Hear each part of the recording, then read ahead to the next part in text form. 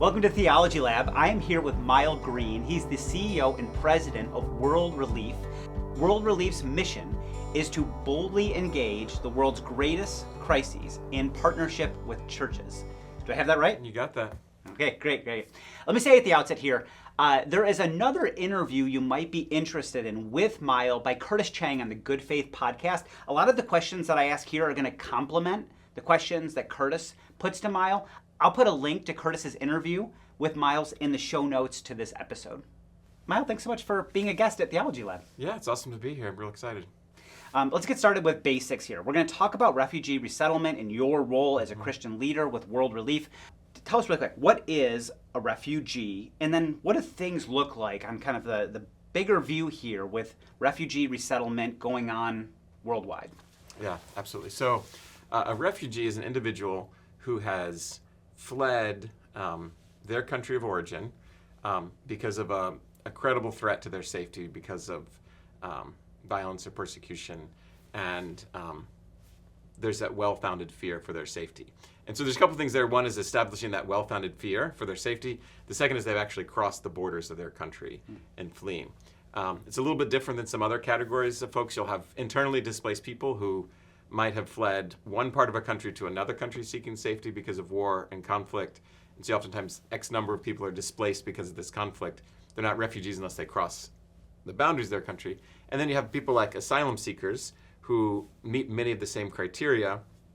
The issue is that they have not been certified as a refugee until they, after they've entered another country and are in that process. And so there's some distinctions there that come up in these different perspectives. But the reality is today, right now, there's more displaced people in the world than ever before in recorded history. So there's 124 million people who have been forcibly displaced from their homes. These is a result of violence, persecution, warfare, other threats to people's safety.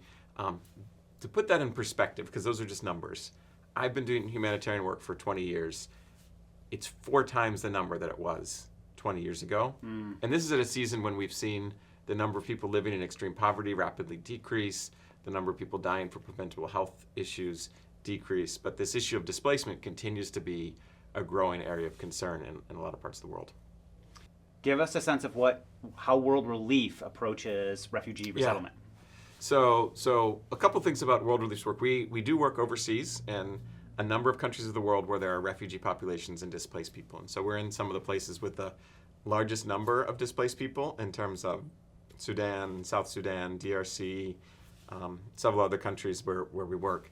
But in the U.S., World Relief has been a refugee resettlement agency dating back to 1980. And really, the birth of what is refugee resettlement in the U.S. came about in response to the crisis that happened in 1980 when many Southeast Asians were coming to the U.S., fleeing issues in Southeast Asia, many Vietnamese predominantly, but others from the region came. And churches stood up, helped to welcome these people. World Relief was one of the organizations that began that. Catholics, Lutherans, others were also a part of that response. And so we've continued to implement refugee resettlement for 4.5 decades. It's been a really vital part of our work. And in the U.S., we play a really meaningful role in recent years welcoming refugees when they come to this country and connecting them to churches. In your intro, you talked about World Relief's mission being to boldly engage the world's greatest crises in partnership with the church. And so the work that we do is stand right alongside churches in welcoming refugees that have come to this country through a resettlement process where they have been cleared and screened and approved for entry into this country.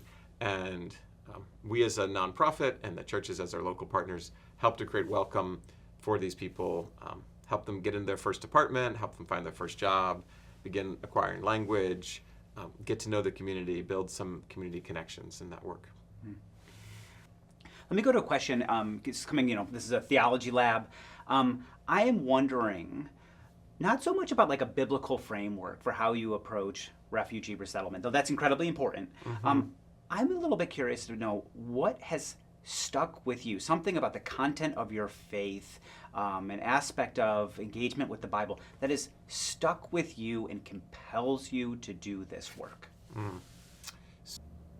When I came to be a believer in Christ, I was, a young adult, Been through a lot of challenging things, and that's maybe a story for a whole nother podcast there. But I remember coming across the passage in Scripture, Psalm 31, verses 7 and 8, and says, I'll be glad and rejoice for you in your love, for you've seen the affliction of my soul, and you've not turned me over to the enemy, you've put me in a safe place.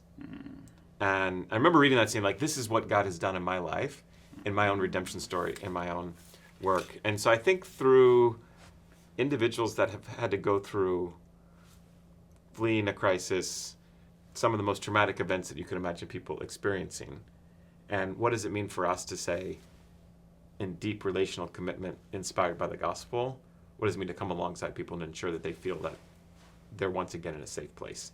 And what does that look like? And how do we overcome that? And so, like, for me, that is just at the heart of this concept of refugee resettlement, or welcoming other immigrants, or serving people who have fled a warfare with our work in Africa, and what that looks like is, what does it mean to kind of create that sense of belonging and safety and connectedness again? That's powerful. I just think, like, the world is not as it should be. The world is not a fair place. But the way you talk about Psalm 31 and the power of this saying, God desires to put people in safe places. I could see how that would carry you in the work that you do, and maybe that should speak to us as well.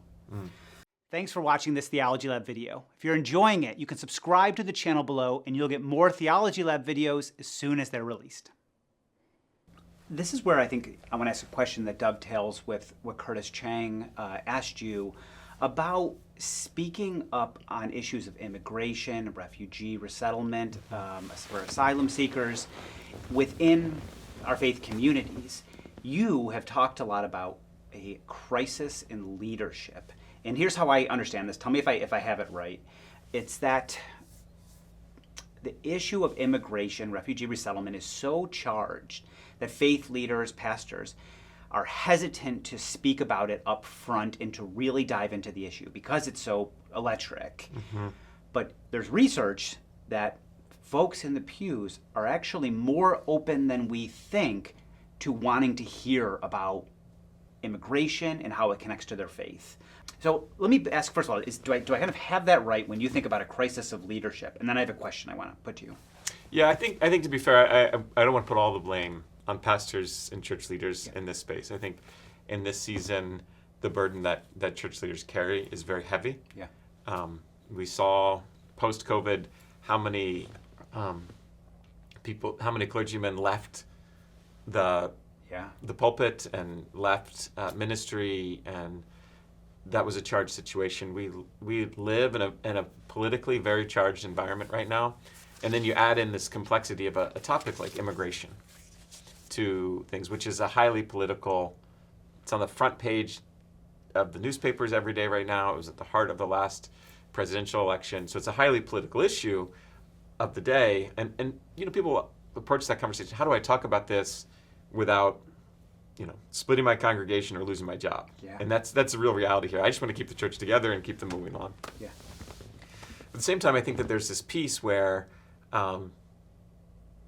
there may be some fear in that space at times, because the voices that are opposed to immigration or have some of the less welcoming views in society are very loud in a lot of pews. And I think to your point that you were raising there, we've done a lot of research and done a lot of polling of folks and seen that most evangelicals have a very open mind to these issues, and actually are yearning for this. And we've polled on where people are predominantly getting their views and the most formative information they're getting in their views on these issues, and they regularly say news, my friends and politicians, more so than the Bible or my pastor. And I think, what other social issues today would you say to a pastor, like, oh, you want your congregation to learn about human sexuality or how to use your money and commercialism from news, politicians, and their friends? Or would you rather say, like, you want them to learn that from the Bible and from, a well-equipped teaching pastor and where that is? And so I think that's a dynamic that we sit in there, that what is the church willing to engage on and in that space and to do that. I think the other thing that's interesting is in some of the research, like basically 4 in 5 evangelicals said they would like to hear a biblical message on immigration, but only 1 in 5 had ever heard one. So this is like an incredible dynamic here of where people are yearning for information. But then I think, how to do that in such a way that doesn't come across as some sort of partisan engagement is a really tricky thing, because I think a church leader doesn't want to bring partisanship into their congregation and cause those divisions that come along with that. And so I think it's a tricky place that they come from. But I think that at the end of the day, are we willing to speak out about a deeply biblical issue? 94 times in the scriptures, Old Testament to New Testament, we see scriptures speaking about God's heart for the poor and commandments, and God's heart for immigrants, 94 times, and this commitment and commandment to care for them. And that's crucial, and that's central to the biblical narrative. And I think it's there because in society, we're so apt to forget that message. And I think that this is a time where we need to be reminded of that afresh and reminded that anew.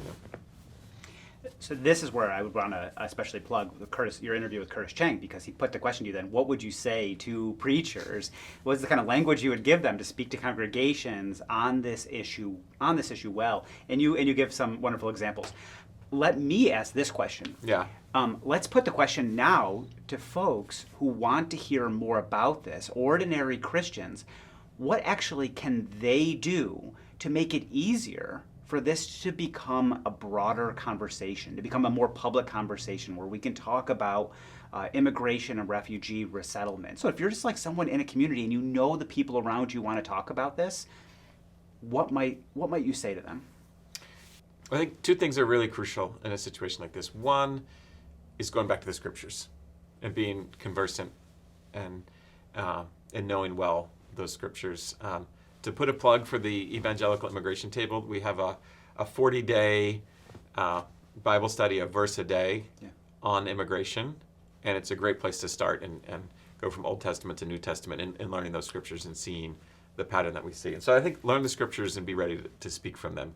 Second is talk about why it's important to you and relationally why it's important. And I think that actually has to supersede the policy discussion. Because regardless of what public policy is, we as Christ followers have a responsibility to be welcoming to immigrants in our community, welcoming to the stranger in their distress in that space. And we can debate like the public policy side again after that, but if we're not willing to kind of relationally reach out to someone and say, hey, you're new in this community, you have some vulnerability, how am I ready to connect with you? And so I think that has to be at the heart of the issue. And so being biblically grounded in that, but also having kind of relational credibility in terms of why it's important to you and what you've done in the relationships that you've made, that's a really crucial thing. Let me turn here to a sensitive topic here in current events. November 26, 2025, there was a shooting in Washington, D.C. It's been kind of all over the news. It was the shooting of 2 National Guards members, one of whom has died at the time of this conversation as a result of that shooting. Took place by an Afghan national. And I want to ask this from 2 different sides here. But the one side is, saying this person should not have been allowed into the country. There should have been a firmer vetting process in place when they came in. I'm just kind of curious to know how you're responding and thinking about claims like that. And then I'll take this question from another angle. Yeah, so I think as a Christian, first and foremost, we need to think about this in terms of a recognition that violence in any form is abhorrent and something that should break our heart. And my heart's broken, and I grieve over the sadness of the loss that took place in this case. And to see one of our service members killed is a tragedy of the highest degree, and something we have to be very heartbroken about as a society and as the church in that space. I think we also have to look at this from recognition of how fear is used in this case by policymakers to move things forward. And what we're seeing is a lot of the policy proposals are focused on kind of condemning an entire people group based on the actions of one individual. And I think that's the most tricky space, is that fear is a very powerful tool politicians and leaders have used for centuries, probably dating back to the beginning of humanity, to influence public opinion. And what I would recognize is that the Afghan community, by and large, have been, a very vulnerable population when they arrived. The majority of the individuals who came were individuals who had fled the Taliban, oftentimes with targets in their back because of their assistance they provided to the U.S. And many of them have come to be very valuable contributing members of society, people that I've gotten to get to know, been welcomed in their homes, and really wonderful individuals, and really grateful for the contributions that many of them are making in society today. So I think we have to be real careful not to kind of attribute blame for an entire group of people to the actions of one person in this space, and that's crucial. I also believe that we can lean into and prioritize national security and protection of individuals while also having compassionate immigration policies. I don't think those two things are mutually exclusive, and I think that that's the challenge that we have in a situation like this, is how to work through healthy, meaningful vetting processes, but not using a crisis like this to exploit a population or to target a population in a difficult situation. So as a response to this, what we are seeing from the current administration seems to be something like a crackdown on immigration, refugee resettlement, even more broadly. How would you ask Christians to be responding to what seems now to be an increased heavy-handedness in a very tense year around these topics? Yeah, so a couple of things. There's a couple of very specific policies that have come out and been proposed. So just a few days before this attack took place, the administration announced a new policy, which was for every refugee who entered the country during the Biden administration, that they would need to be re-interviewed to re-verify their refugee status. So to be really clear, this is not an additional security check that was proposed. This was, did the cause that made you to a refugee, is that legitimate? Were you really fleeing a well-founded fear? And so for anyone who's been a refugee and admitted during the refugee program, they had a conversation with the United Nations to verify they were a refugee. They had a conversation with the U.S. government to verify they were a refugee, and had that as a well-documented case before they were even approved. They also had security clearance checks multiple times along the process before they were brought here. So to go to that population and say, now you once again need to prove that you're fleeing a threat, that's really heartbreaking. That's really re-traumatizing for a population here that has come. Many of them already have green cards. They have begun to rebuild their lives, put their kids in school, reestablish things. And so to go back and say, like, wait, did you really flee something as a threat? I see that as actually kind of a systemic plan to remove people from the country in that space. And that process has been the same process for decades here, and no president has ever gone back and re-examined those. Now that issue is kind of being conflated with this security concern issue, and so what they're actually proposing is not screening related to security in that space, in that particular proposal. Now, I think the other question of security screening, where does that fit into the process, and where are things in this space, is also a very unique one. Now, many of the Afghans who entered the country did not come as refugees, and that's an important distinction in this space. And so even the individual involved in this case came as part of Operation Allies Welcome, which was a separate program. You'll remember in 2021, in August, September, people were fleeing the Taliban. They came on military aircraft, oftentimes spent several months at military bases, and then were assigned to communities throughout the country.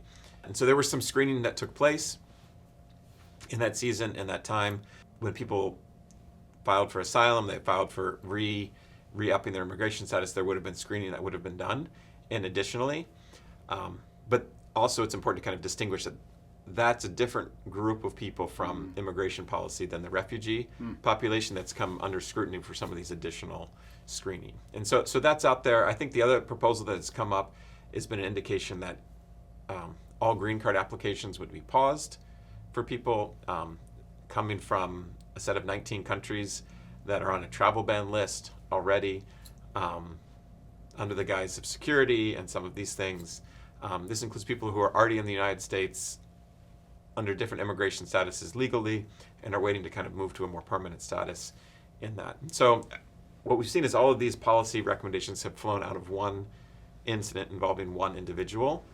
And I think that's the really dangerous thing now, is that there's policies that opponents of legal immigration would like to move forward, and they're leveraging one tragic event for that purpose. And I think that that's a very, very dangerous thing for us to do when we use fear to influence how we think about these issues. Let me go to one other less current event, but still within this past year. Had Matthew Sorens on for a conversation at Theology Lab a few months ago. And at that point, the State Department had let in the Afrikaners, a small group of Afrikaners, as part of the refugee resettlement process. I asked Matt kind of why World Relief went along kind of with that, while the Episcopalian Church made a different decision, and just had Matt's processing around that. So I wonder, can you kind of give us an update on how World Relief is thinking about its relationship with the State Department right now, especially as there's now even lower ceilings on the number of refugees that the country is letting in? Catch us up to speed on how World Relief is processing that. Yeah, so we're still really monitoring where things are actively right now. As you referenced, the government announced its ceiling for refugees for the year ahead being at 7,500, which is the lowest number ever on record. Kind of the historic norm is between 60 and 80,000. Sometimes that's been as high as 100,000 or slightly more. The lowest year of the Trump administration was around 15,000, so that's half of that. So in this setting the ceiling, the White House has a lot of authority in terms of setting levels, and it's very much subject to kind of the whim of a president, and they're given that authority in the legislation to do that. And so I think we're profoundly disappointed that the level is so low at a season when globally the needs of refugees are so high. We have advocated and try to encourage the administration to consider the plight of persecuted Christians, especially in this season. We know that President Trump has spoken very forcefully about a desire to be welcoming to persecuted Christians and to do that. And I think the Refugee Assistance Program is the best avenue to do that. And so this is something we've advocated for, and people persecuted for their faith, for other faiths as well. But we know that a third of all refugees who entered the country in 2024 were Christians from countries among some of the most the 50 countries where Christians face the greatest persecution. A third of those who came as refugees, 32,000, were coming from those countries. And so, there's some really crucial things for us to think through in this space. We're certainly kind of monitoring where some of these new policy proposals have come out. So those factors will really determine what the future of our refugee programming looks like. I appreciate you speaking to some of these issues on current events and policy, and in some ways, I think it goes back to what we talked about earlier with what is the church's role, and then what can be organizations like World Relief that explicitly partners with churches to take on tasks and questions that are kind of beyond the scope of what the local church can do, but then can take up its own role and do very well in partnership with a group like World Relief. Myal, I want to get something kind of practical. What, as a leader of World Relief, would you be asking, let's say somebody who's kind of just new to the conversations on immigration and refugee resettlement right now, and then what also would you be asking like a seasoned veteran in this work, someone whose family's been taking in refugees for some time? Yeah, well, I think how we begin the engagement in prayer is really crucial in this space, and I think we have to prioritize silence and solitude and biblical reflection and prayer at the foundation of that. So if you're someone who's confused by the issue, you're interested in how to dig deeper, my exhortation to people is, read the scriptures, take it to prayer, have silent reflection, turn down the news, turn down the politicians, get that stuff off your feed, and just think about the human issues that are here and look through that. And don't let all those other opinions of the world that are not well-founded confuse you, and look at that renewing of the mind that comes from deep biblical reflection and silence. So that's one. I think also for people who have been following this issue and who care deeply about it and are deeply motivated about it, my challenge is as well in this season, and I've challenged many of my own staff, and we've been doing a devotion in our leadership team in Habakkuk of late, and that's a book that so much of that is about lament. My question is, where are you lamenting to? Are you lamenting on social media, or are you lamenting to our Father? And I think that there's this biblical case that really we should be free to take our frustrations and our rage and those things to Him, and just being free in that space of just expressing this deep frustration that so many of us that are deeply ingrained in this work have right now, even as a prerequisite to kind of praying for change to happen in that space. But then we take that and just complain to our friends about, did you see what happened with this policy? Or just putting out this rage on social media and this frustration. I think there's a time and a place for good advocacy and persuasive talk, but we got to take that to God first. And so how we pray about these issues and we get our hearts right on it is really crucial. And if we're not formed well in our heart, we can't engage well in society. So I think that's one. Number two is I think there's a lot of really good opportunities for people to use their voice in advocacy in this opportunity. And I think that that's a really meaningful time. We've got resources on World Relief's website related to that. We've got a sign-on issue specifically related to this refugee rescreening issue that I had talked about earlier, to say people have been established that they've fled a true fear. They shouldn't be asked to reprove that 4 or 5 years later again in order to stay within the country. So there's sign-on letters, there's places like that to share their opinions, reach out to policymakers with those. But I think also ask the question, what does it mean to be a good neighbor in this season? And that's not, really complicated. I mean, yes, you can go and volunteer with a ministry that does this work, but you might want to say, do I know foreign-born individuals in my community that I can be a good friend to and that I can get to know? And if you don't know those individuals, they're probably in your life. You're just not taking that opportunity to get to know them. And so how do we really prioritize that? Let me put one question that comes to mind about how we would engage with social media. I really do appreciate what you're saying about make sure that you have kind of your spiritual grounding in place first.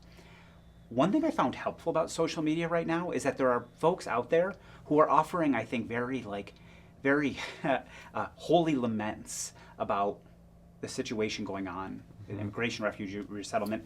Shane Claiborne, he's been a guest at Theology Lab a couple times. He's someone I just kind of look at some of his posts and I pause and I pray. And I'm coming to know some of the folks at the Center for Public Theology and Migration who are doing incredible work, and they have a great social media presence. And I'm almost looking at those as saying, okay, make sure that I'm when I see what they say, that I receive that as kind of being taught, or at least hearing from somebody that I know is coming from a trusted place who loves Jesus. And I'm trying to bring that into my spiritual life and formation. I wonder just what you think about that as a spiritual practice. I think it's valuable. I don't spend as much time on social media as I used to in this season. I think because social media is designed to get emotional responses out of people and get people to reconnect and re-engage. So we always have to be very careful with that. But I think it is knowing who are your trusted voices that you follow. And all the people that you mentioned are people who are deeply immersed in the Scripture.